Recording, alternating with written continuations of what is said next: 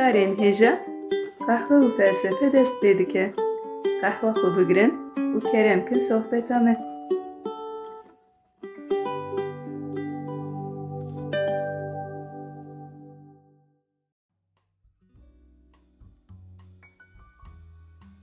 Merhaba guhdarên hêja bi beşeke nû a qehwe felsefeyê em careke din li pêşberî we ne. Merhaba guhdarên hêja, me dîsa qehwa xwe hazir kir û bi bernameyeke nû em dîsal pêşberî we ne. Murat di bernameyê berî de meqala filozof John Scotus Erigena kiribû jiyana wî, felsefeya wî, berhemên wî, heta me behsa berhema wî ya bi navê li ser dabeşkirina xwezayê kiribû. Belê sezgîn di felsefeya Xristiyaniyê de em di serdema skolastik de ne.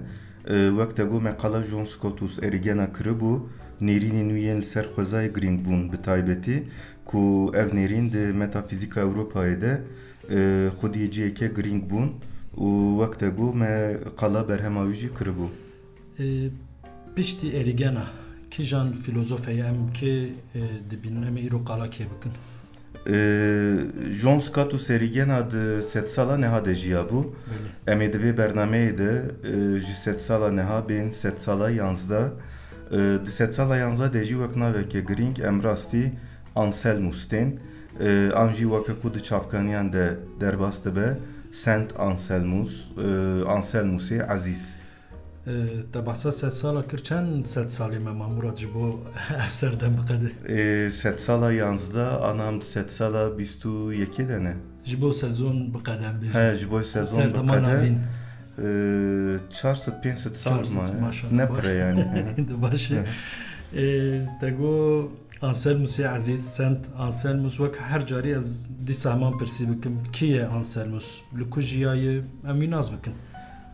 Anselmus ji İtalyayê ye. Di sala 1333 de li bajarê Aostayê çêbûye. Bajarê Aostayê tu zanî li ku ye Sezgîn? Nexêr. Ez jî nizanim ku ye. Yani li İtalyayê navî derbas dibe lê wek bajar min pir nebîstiye nizanim. Bizim arast.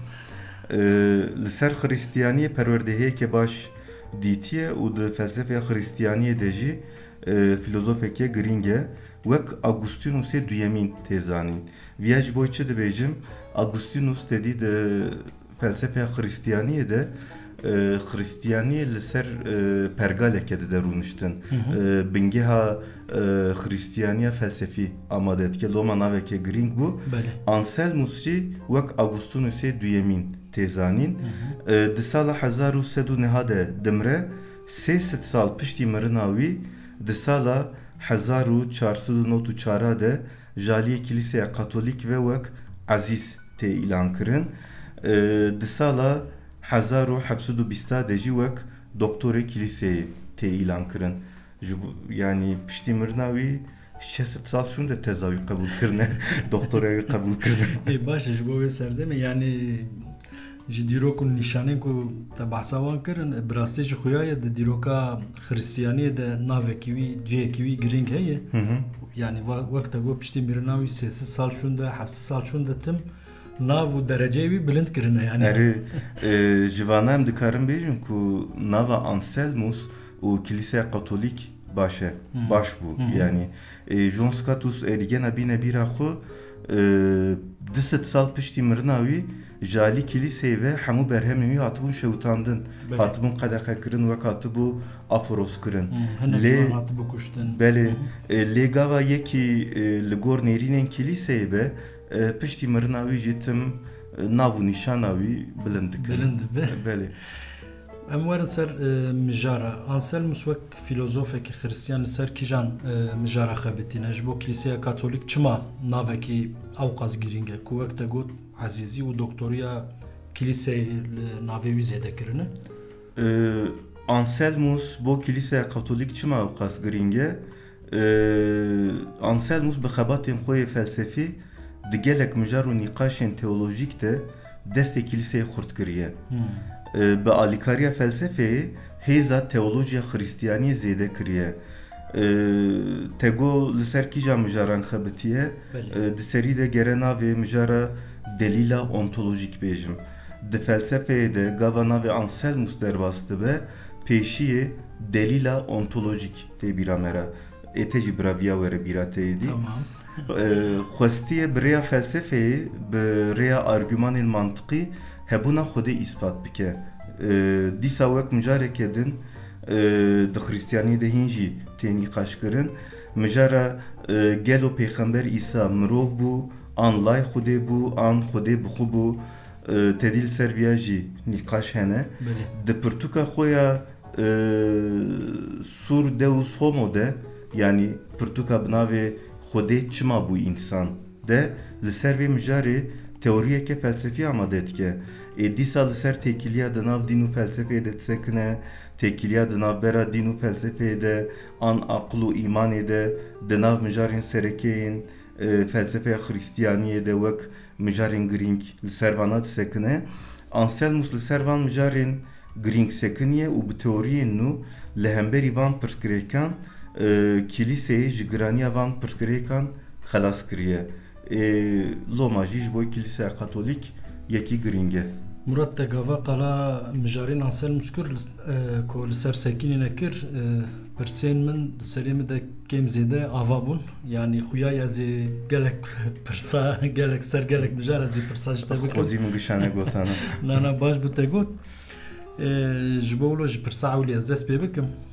Te gon gava navê Anselmus derbas dibe delîla ontolojik tê bîra mere. Çi ye delîla ontolojik? Delîla ontolojik di felsefeya Xristiyaniyê de ya bi taybetî di felsefeya dînê de delîleke li ser hebûna Xwedê ye. Jalî Anselmus ve cara ewliyatiye bilêv kirin. Murat bibore gotina te dibirim tiştek bala min kişand divir. Delîlên li ser hebûna Xwedê çine? Berî ku qala Anselmusû ki hema piçekî vê mijarê em vekin, yani ev mijareke teolojik e felsefî ye çi ye? Delîlên li ser hebûna Xwedê an argümanên li ser hebûna Xwedê mijareke felsefî ye. Di felsefeya Xristiyaniyê de niha em qal dikin, di bernameyên pêş de em ê di felsefeya İslamê de jî viya bibînin. Delîlên li ser hebûna Xwedê wek armanc viya dide ber xwe. Dibêjin gelo em karin hebûna Xwedê bi rêya felsefeyê, yani bi rêya aqil îspat bikin an na. Gava em li taybetmendiyên Xwedê mêze dikin di baweriyên semavî de em bêjin di Xristiyanî, İslamiyet an Musevîtiyê de gelek taybetmendiyên Xwedê hene ku sînorên aqil derbas dikin. An jî mucizeyên pêxemberan li ser vê mijarê mînakên başin di pirtûkên pîroz de qala mucizeyên pêxembera dikin. Yani pêxember ji bo hebûna Xwedê îspat bikin gelek mucize nîşan dane. Wek mînak pêxember Musa deryaya sor dike du cî, pêxember İsa miriya jinû ve sağ dike, pêxember Muhammed bi tiliya xwe hîvê dike du cî. Van tiştan mirov nikare bi aqil rave bike. Bi rêya îmanê hebûna Xwedê qebûl dikin û dibêjin em bawer dikin. Îja di felsefeya Xristiyanî û İslamê de filozof xwestinê hebûna Xwedê bi rêya aqil bi argümanên mantiqî îspat bikin. Yani dibêjin tamam em hebûna Xwedê qebûl dikin, em îman dikin, lê gelo em bi rêya aqil jî dikarin bigîjin hebûna Xwedê. Argümanên bi vî armancî hatin ava kirin wek delîlên hebûna Xwedê tên binav kirin. Delîla ontolojik, delîla kozmolojik, delîla teleolojik ji vana çend mînakin. Murat spas dikim delîlên Spas xweş. li ser hebûna Xwedê bi rastî mijareke balkêş û berfireh xuya dike. Bala min kişa doma xwez bipirsim. Kerem ki ji ciyê mayî tu dikarî dewam bikî Murat. Min qala çi dikir mecbîr kiriya. Te qala delîla ontolojik dikir. Belê delîla ontolojik û li ser vê mijarê dixwazim tiştekî ji bêjim di zanîngehê de di polayê kemîn de di dersameya destpêka felsefeyê hebû, em hîn nûn û felsefeyê nas dikin. Pirsameya ewlî jî ev bû. Yani di azmûna ewlî de pirseke 5 puan bû û min baş bersiv nedabû ew hat bîra min. Li vir te puanek baş kir ez dibê min. Na di azmûna duyemîn de min xelas kir.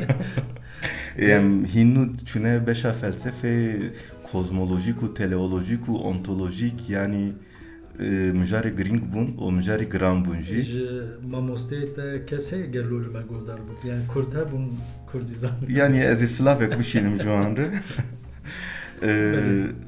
Meqala delîla ontolojik dikirine ver. Delîla ontolojik di dîroka felsefeyê de cara ewlî jaliyê Anselmus hatiye bilêvkirin. Dûre jaliyê gelek filozofan ve hem hatiye bikaranîn hem jî hatiye rexnekirin. Pêşî li ser navê wî dixwazim bisekinim delîla ontolojik.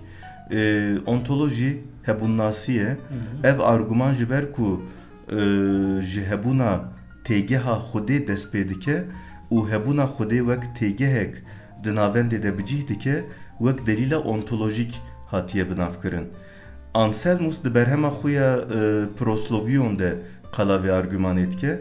Dibêje bawer bike an neke di hişê her kesî de têgeha Xwedê heye. Yani têgeha Xwedê kîjan taybetmendiyan nîşan dide. Yani gava em têgeha Xwedê dibîzin çi tê bîra me? Heyîneke herî mezin, herî bihêz, herî bêhempa, herî bi qudret.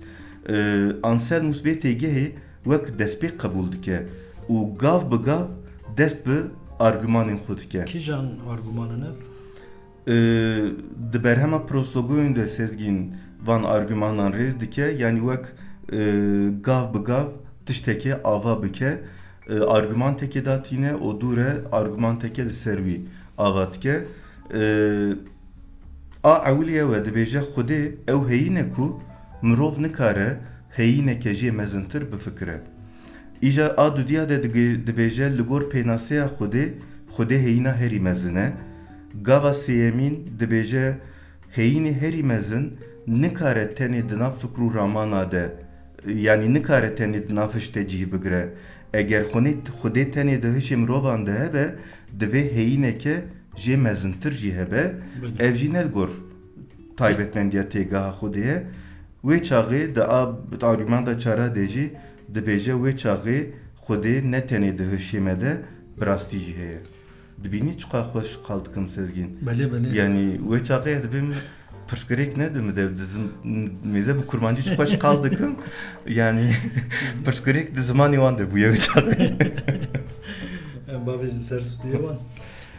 Murat bahsa van argûmanan kir, palpiştan kir, gava mere li vana dineri wek pirsgirêkeke mantiqî gav bi gav pêş ve dikeve mere dibîne û di nav wan de wek girêdanek çêkiriye xuya dike. Belê ev ji xwe bi temamî rêbazeke felsefî ye. Yani bi rêbazeke mantiqî dest pê dike. Pêşî destpêkeke bi argûmanteke destpêkek datîne ber xwe dûre li girêdayîneke çê dike û dest bi argûmenteke dinê dike heta digihîje encamê gav bi gav dimeşe. û ev argûman di nav çarçoveke mantiqî de hebûna Xwedê wek hebûneke mecbûrî derdixe pêş. Anselmus hebûna Xwedê wek bêhempabûneke wek mükemmelliyeteke mezin dibîne.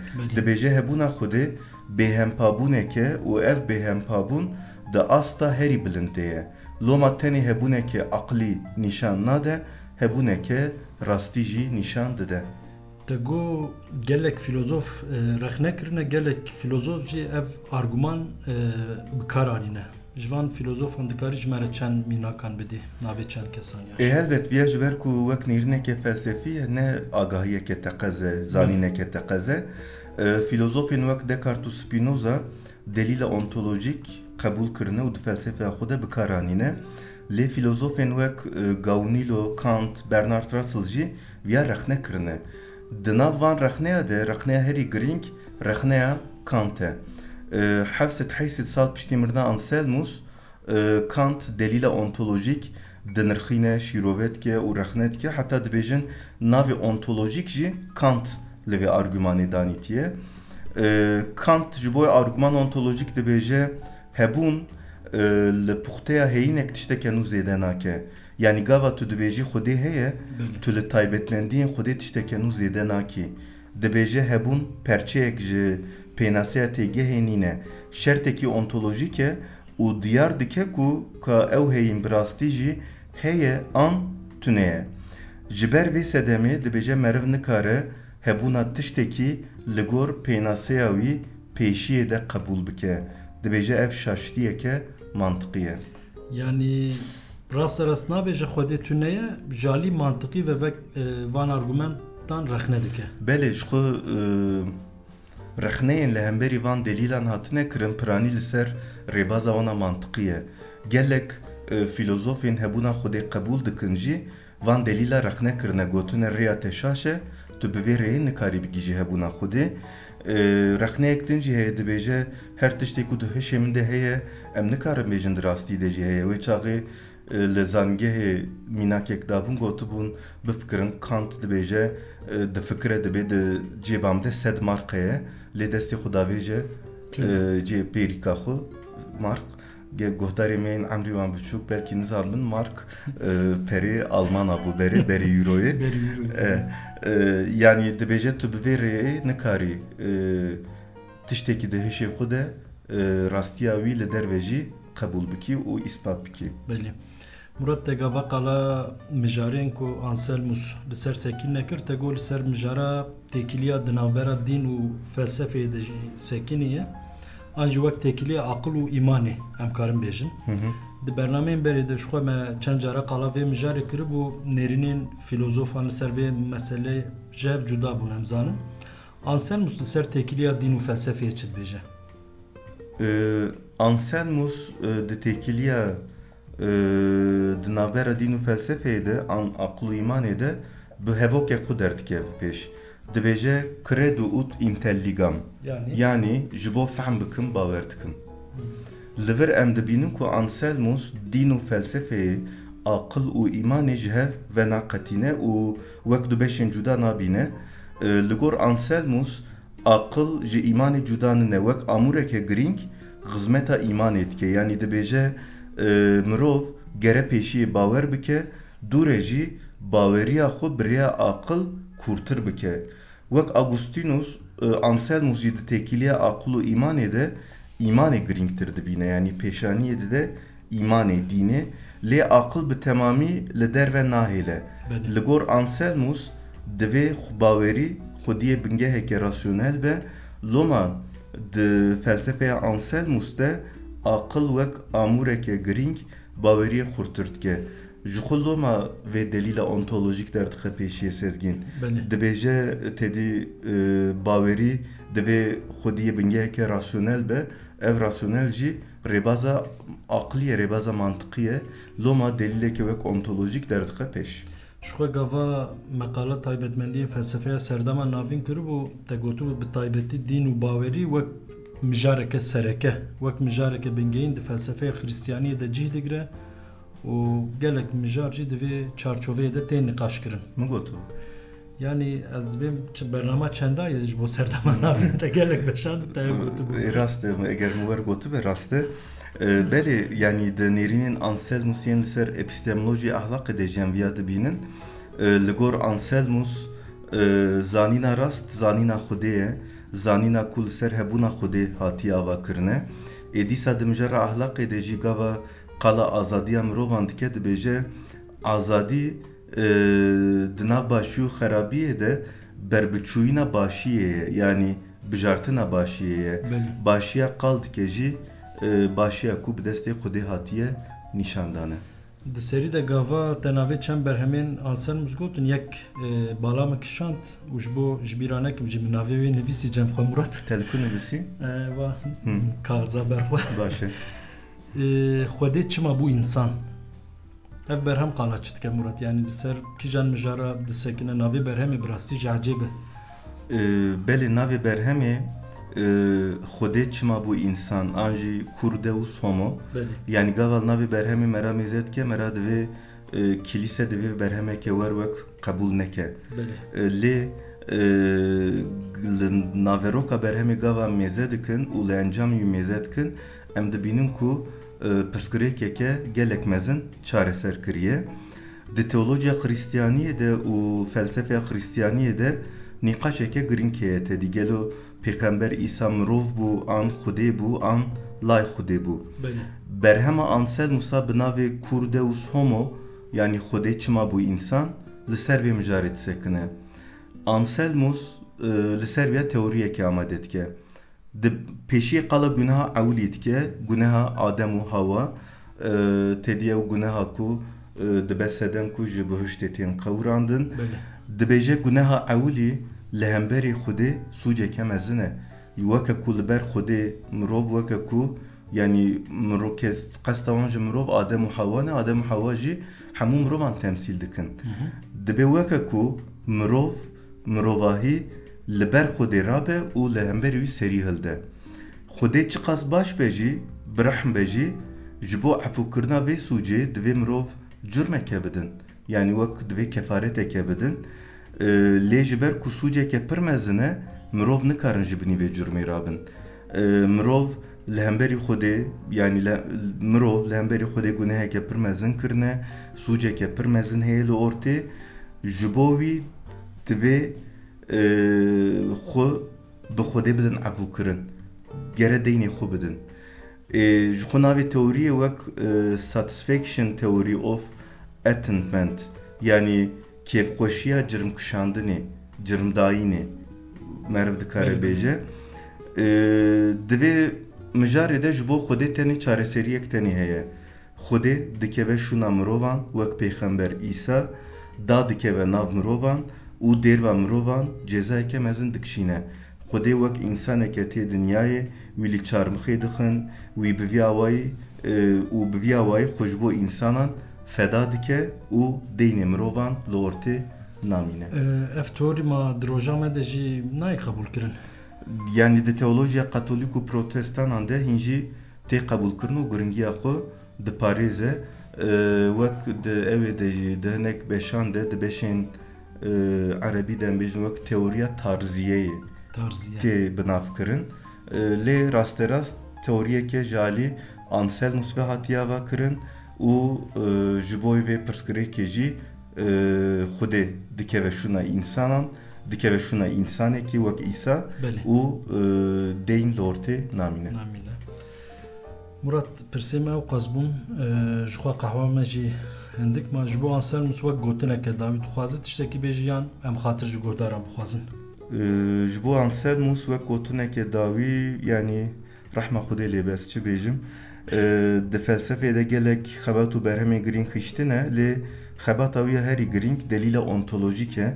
Xwestiye bi awayeke mantiqî bi argümanan hebûna heyîneke derxwezayî îspat bike. Helbet gelek rexne li ser delîla ontolojîk hene, kêmasî û şaştiyên wî jî hene, lê di dîroka felsefê de ev hewldaneke girîng e. Yani birêya aqil tiştekî li derveyî sînorê aqil tu îspat dikî. Ev jî hewldaneke girîng e. Wekî din tiştekî bêjim naybîran. Baş Murat gelek spas bo van agahiyan. Spas xwe. Em dikarin xatirê xwe ji guhdara bixwazin. Belê. Guhdarên hêja heta bernameyeke din bimînin di nav xêr û xweşiyê de. Guhdarên hêja heya bernameyeke din bimînin di xweşiyê de bê qehe û felsefe nemînin. Bi xatirê we. Bi xatirê we.